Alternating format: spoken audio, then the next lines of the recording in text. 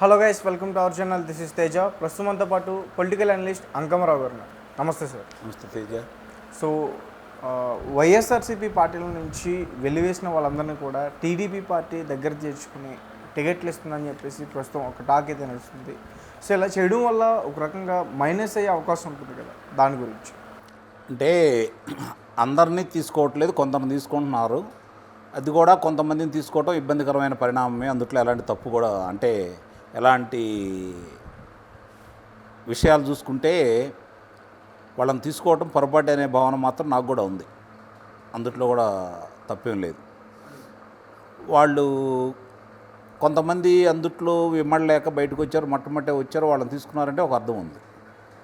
ఇవాళ కొంతమంది మీద పోరాటం చేసి మళ్ళీ తిరిగి వాళ్ళని చేర్చుకోవడం అంటే మరి అక్కడ పరిస్థితి కొంచెం ఇబ్బందికరమైన అయితే నా అభిప్రాయం.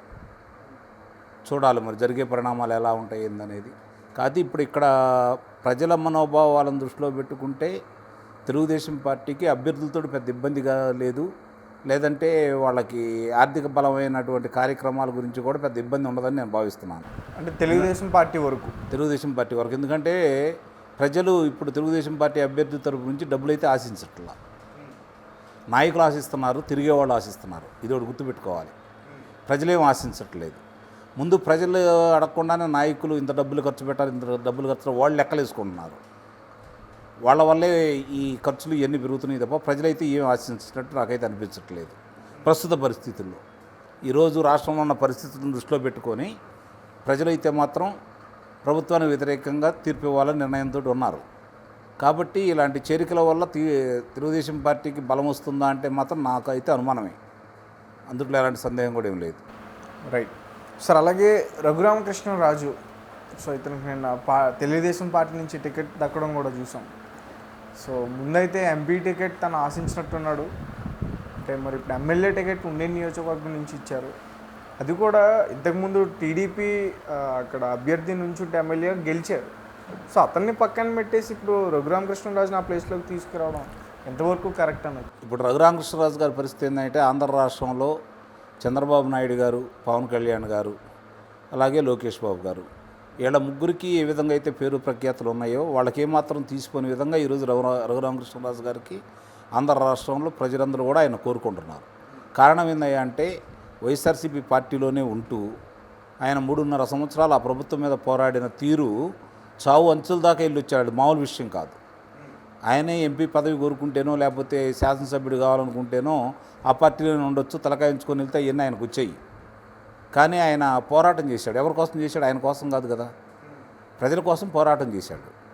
కాబట్టి నిస్సందేహంగా ప్రజలందరూ కూడా ఆయన్ని గుర్తించారు. ఈ క్రమంలో కూటమి తరపున నరసాపురం టికెట్ ఆయన కేటాయించకపోవడం అనేది భారతీయ జనతా పార్టీ వాళ్ళు చేసినటువంటి పెద్ద తప్పు. అందుట్లో ఎలాంటి సందేహం కూడా లేదు, దాంట్లో మొహమాట పడాల్సిన అవసరం లేదు. ఇప్పుడు వాళ్ళు ఏం మాట్లాడుతున్నారంటే మా పార్టీ సభ్యుడు కాదు కదా మేము ఎలా ఇస్తామని చెప్పని మాట్లాడుతున్నారు. అది చేతకానితనం, మోసం. అందుట్లో ఎలాంటి సందేహం కూడా ఏం లేదు. ఎందుకంటే అక్కడ ఆయన పోరాడుతున్నాడు. అంతకుముందు గెలిచిన వ్యక్తి, ఆయన గెలిచిన స్థానాన్ని ఆయన ఏ పార్టీలో ఉంటే ఆ పార్టీకి ఇవ్వాలి. అది కోరుకోవడమే వాళ్ళు తప్పు. మొట్టమొదట ఒకవేళ దాంట్లో కనుక వాళ్ళు పార్టీలో చేరలేదు అంటే నిన్నగాక మొన్న చేరినటువంటి ఇప్పుడు తిరుపతి లోక్సభ సభ్యుడు ఆయన పరిస్థితి ఏంటి చెప్పండి. గూడూరు శాసనసభ్యుడు వరప్రసాద్ పొద్దునొచ్చి భారతీయ జనతా పార్టీలో చేరారు, సాయంత్రానికి ఆయనకి లోక్సభ సభ్యుడిగా ప్రకటించారు. కాబట్టి మీరు ఏదో మొట్టమొదటి మీ కార్యకర్తలు అందరూ ఉంటే వాళ్ళనే తీసుకుని వాళ్ళనే ఇస్తున్నట్టుగా ప్రకటనలు ఇవ్వడం మాత్రం అది తప్పుపడుతున్నాను నేను. నిస్సందేహంగా రఘురామకృష్ణరాజు గారు అనే వ్యక్తికి నరసాపురం లోక్సభ సభ్యుడిగా నిలబెట్టడం ధర్మం కూటమి తరఫున. ఇప్పటికైనా తిరిగి పునరాలోచిస్తారైతే నేను భావిస్తున్నాను. కానీ ఈరోజు ఉండి అంటే ఆయన లోక్సభకు ప్రాతినిధ్యం వహించాలి. కాబట్టి రాంబాబు గారు, అక్కడ ఉన్నటువంటి రామరాజు గారు తెలుగుదేశం పార్టీ వీర విధేయుడు చంద్రబాబు నాయుడు గారి యొక్క మనిషి కాబట్టి ఆయన ఆదేశానుసారం ఆయన కూడా రఘురామకృష్ణరాజు గారు ఉన్న పేరు ప్రఖ్యాతం దృష్టిలో పెట్టుకొని మరి ఆయన త్యాగం చేయడం మాత్రం నిస్సందంగా ఆయన కూడా అభినందించాల్సింది. ఇక్కడ తెలుగుదేశం పార్టీ వాళ్ళు ఇచ్చిందని తప్పట్టాల్సిన పని లేదు. ఎందుకంటే అన్ని సార్లు అయిపోయినాయి. లోక్సభ సభ్యత్వం లోక్సభలో పోటీ చేయాలి ఆయన. దానికోసం ఇప్పటికైనా వాళ్ళు పోరాటం చేయాలి. నరసాపురం వాళ్ళు తీసుకునే అవసరం అయితే ఇంకో స్థానాన్ని త్యాగం చేసినా తప్పులేదు. కానీ నరసాపురంలో రఘురామకృష్ణరాజు గారిని లోక్సభ సభ్యుడిగా నిలబెడితే బాగుంటుందనేది నా అభిప్రాయం. ఇది ప్రజల అభిప్రాయం కూడా, ఇది ఒకటి గుర్తించాలి.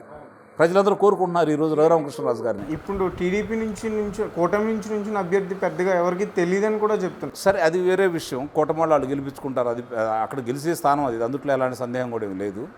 దాంట్లో వాళ్ళు ఇవ్వటం అనేది మాత్రం నిస్సందేహంగా అది భారతీయ జనతా పార్టీ వాళ్ళు వరకు వాళ్ళు ఎంత సమర్థించుకున్నా కొంతమంది కుహనా రాజకీయ నాయకులు భారతీయ జనతా పార్టీ ఆంధ్ర రాష్ట్రంలో ఎదగకూడదు, జగన్మోహన్ రెడ్డి గారే తిరిగి ముఖ్యమంత్రి కావాలి అని కోరుకునే కొంతమంది నాయకులు బాగా అడ్డం పడి ఆయన మీద లేనిపోయిన ఫిర్యాదులన్నీ చేసి ఆ స్థానం రాకుండా చేశారు. లేదంటే ఆయనకి భారతీయ జనతా పార్టీ తరపునే రావాల్సింది. రాకుండా చేయటం మాత్రం నిస్సందేహంగా తప్పే, అందులో ఎలాంటి సందేహం కూడా లేదు. ఆ విషయంలో దోషి ఎవరన్నా ఉన్నారు అంటే మాత్రం భారతీయ జనతా పార్టీనే ముందుగా చూపించాలి.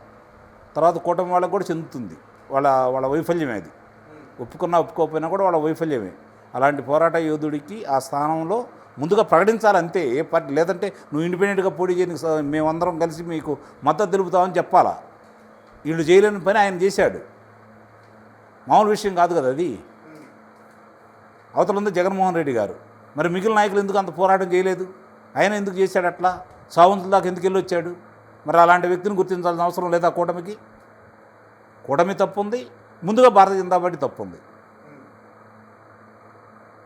కాబట్టి ఇప్పుడైనా తెలుగుదేశం పార్టీ చంద్రబాబు నాయుడు గారు న్యాయం చేశారని అయితే నేను భావిస్తున్నాను. అంటే ఎమ్మెల్యే టికెట్ ఇవ్వడం న్యాయమే. మరి అవకాశం లేనప్పుడు ఇంకేం చేయాలి ఆయన? ఇప్పుడు ఆయనకి శాసనసభ్యుడిగా ఇచ్చి రేపు పొద్దున మంత్రివర్గంలో ఇస్తే ఎవరెవరు తాట తీస్తాడో అందరికీ తెలుసు, మనం ప్రత్యేకంగా చెప్పాల్సిన అవసరమే లేదు. కాబట్టి ఆ అవకాశం ఇచ్చారేమో చంద్రబాబు నాయుడు గారని నేను భావిస్తున్నాను. మరి మిగతా అక్కడ ఆల్రెడీ ఇద్దరు రామరాజు, మొత్తం ఇప్పుడు ముగ్గురు రామరాజులు ఉండి నియోజకవర్గం నుంచి ఆల్రెడీ ఇద్దరు రామరాజుల దగ్గర ఫైట్ నడుస్తుందనే టాక్ కూడా వచ్చింది బయటికి. అది గతంలో గెలిచిన శివరామరాజు గారు, తర్వాత మన రామరాజు గారు, ఆయన అంతకుముందు లోక్సభ సభ్యుడిగా వెళ్ళాడు కదా, తిరిగి ఆయన ఆశించాడు. ఎందుకంటే తెలుగుదేశం పార్టీ కంచుకోట ఉండి, కాబట్టి ఆయన ఆశించాడు గతంలో నేను శాసనసభ్యుడిగా చేశాను కాబట్టి అని. కాకపోతే ఇప్పుడున్న పరిస్థితుల దృష్ట్యా మళ్ళీ స్థానికులు మార్చడానికి చంద్రబాబు నాయుడు గారు అన్నందువల్ల ఆయనకి ఇవ్వటం కూడా జరిగింది. ఇప్పుడు కృష్ణరాజు గారి కోసం త్యాగం చేశారని నేనైతే భావిస్తున్నాను. ఇంకా ఆయనకి పేరు ప్రకటించలేదు, అది ఒకటి గుర్తుపెట్టుకోండి. రఘురామకృష్ణరాజు గారికి ఉండి స్థానం నుంచి పోటీ చేస్తున్నారని చంద్రబాబు నాయుడు గారు ఇప్పటి వరకు కూడా చెప్పలా. అంటే అది పుకారా? అంటే అందరూ అనుకుంటున్నారు. మరి రఘురామకృష్ణరాజు కూడా నేను అక్కడి నుంచి పోటీ చేస్తున్నాను ఆయన కూడా చెప్పలేదు కదా. వాళ్ళిద్దరిలో ఎవరు చెప్పినా అధినాయకుడు చెప్తే అది మనకి రేపు పొద్దున అచ్చెన్నాయుడు గారు వాళ్ళు ప్రకటించారనుకోండి, మిగిలిన అన్ని స్థానాల్లో లాగా ఇక్కడ అంటే మార్పులు చేర్పులు అనేది ఉంటాయి. ఆ మార్పులు చేర్పులు అంటే పార్టీలో చేర్చుకున్నారు. రేపు పొద్దున ఏప్రిల్ 19వ తారీఖున మామూలుగా ఎన్నికల ప్రక్రియ ప్రారంభమవుతుంది కాబట్టి నామినేషన్ల ప్రక్రియ ఆ రోజుకైనా సరే రఘురామకృష్ణరాజు గారికి నరసాపురం వస్తుందని అయితే నేను ధీమాగా ఉన్నా. వాళ్ళకు ఉందో లేదో నాకు తెలియదు కానీ నాకైతే ఉంది నిస్సందేహంగా. కూటమి నుంచి పోటీ కూటమి కూటమిలోనే ఉన్నాడు, ఆ స్థానం నుంచే ఆయన పోటీ చేస్తాడని నేను భావిస్తున్నాను.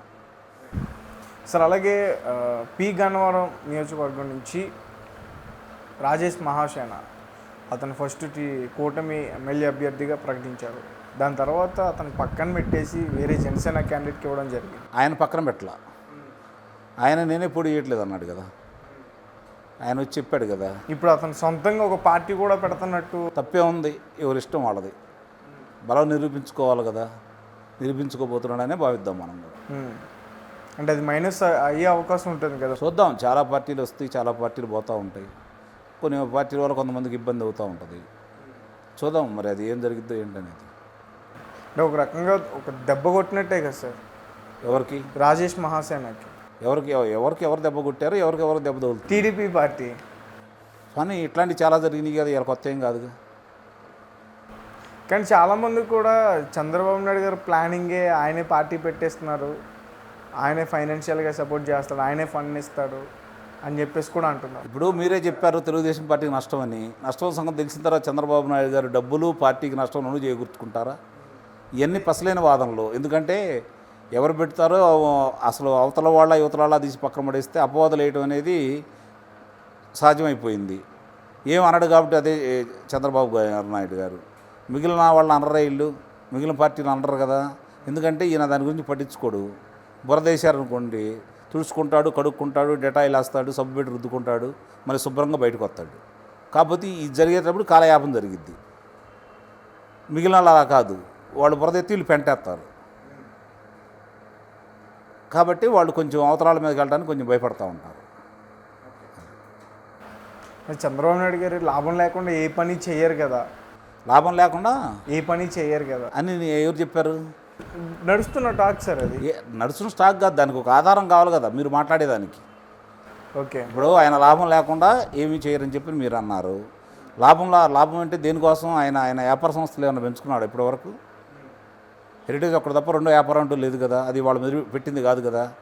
అది తప్ప ఏమైనా పెంచుకున్నాడు ఆయన? ఏమైనా వ్యాపారాలు చేస్తున్నాడు ఇలాగ భాగస్వామిలా మిగిలిన దాంట్లో?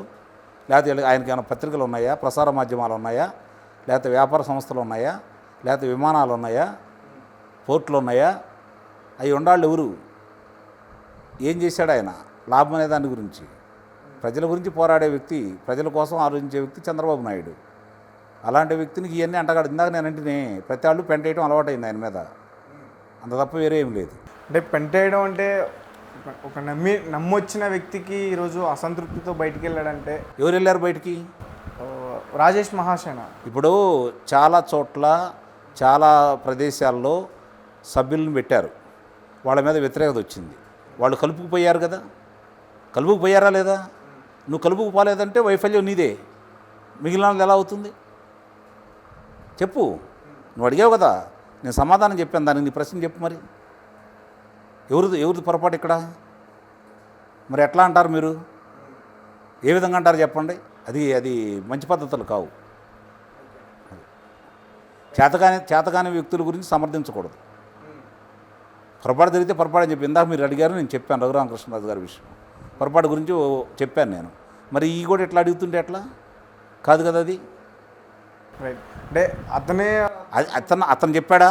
చెప్పలేదుగా. తన సొంత ఛానల్లో చెప్తున్నాడు. ఏమని చెప్పాడు? సొంత ఛానల్లో నాకు గౌరవం ఇచ్చారు, రాష్ట్ర అధికార ప్రతినిధిని చేశారు, కానీ భారతీయ జనతా పార్టీతో కలిసినందువల్లే నేను బయటకు వచ్చానని మాట్లాడుతున్నాడు అతను.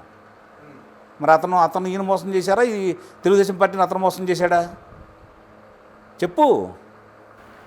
అది మీకే తెలియాలి సార్. నువ్వు అడిగావు, మరి తెలియకుండా నువ్వు ఎందుకు అడిగావు? ఒక ప్రశ్న అడిగేటప్పుడు దాని దగ్గర సమాధానం కూడా నీ దగ్గర ఉండాలా. నేను చెప్పలేకపోతే కాదు ఇది అని చెప్పాలా నువ్వు.